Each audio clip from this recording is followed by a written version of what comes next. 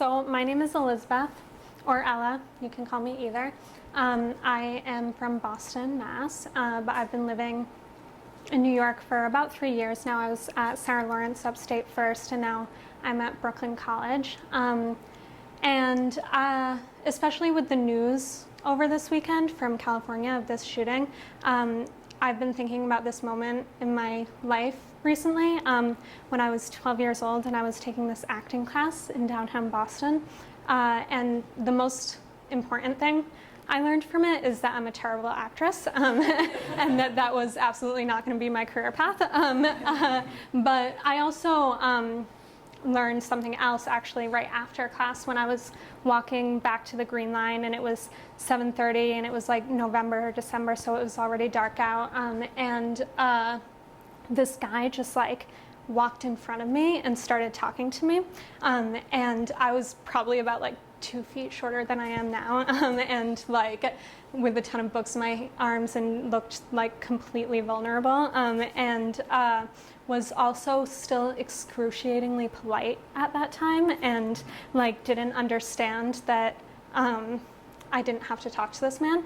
And so he's like talking to me, and I'm trying to very politely get away, like, oh, I'm so sorry, sir, like, but I have to go home, I have to get the train, blah, blah, blah. And of course he's like negotiating me away from the train, and I'm having no success, and he's like asking me like, oh, is that your math book? Like, what can you tell me about math? And it gets to the point where he has my arm in his hand, and he's like edging me towards this dark alley off of Huntington Ave, and I just don't know what to do. I'm like, oh my God, what do I do? I've never been in this situation before. And this like crowd of college girls that were like totally glamorous to me at the time. I mean, it was like a Thursday night. They were going out. They were probably from Emerson or BU or whatever, with like 4-inch heels and like tight skirts and stuff. They just swarm us, and they make up a name for me. They're like, oh my God, Lindsay, like, we've been looking for you, come with us, come on.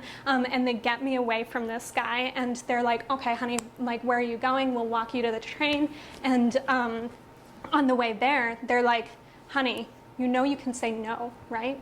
Like, you know that when random strange men come up to you, you don't have to talk to them. You don't have to be nice to them. Like, you can say no, you can ignore them, you can say fuck you if you want, but like, you don't have to be nice. And it was like kind of revolutionary for me, because I just didn't know that.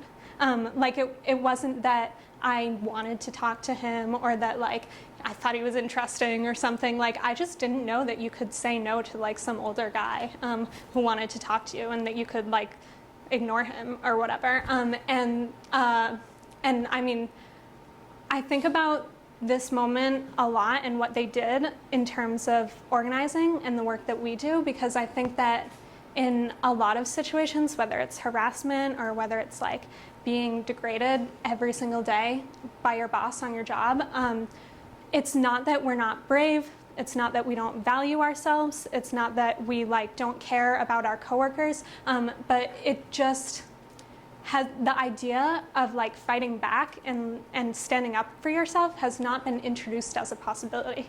Like, it seems beyond the realm of what's polite or acceptable, or even something that has occurred to you or anyone. Like, no one tells you that it's an option to get all your coworkers together and go into your boss's office and say like, you know, you really need to give us air conditioning when it's fucking 100 degrees outside. Like, the possibility isn't there. And I think a lot of the work that we do is demonstrating to people that that is a possibility, and people can take it or leave it. Like, it's a free country. They can choose to stand up and do something, or they can't, but at least we've introduced the possibility, and that in itself can like totally revolutionize people's consciousness and change things down the line for them, even if they don't do something right now.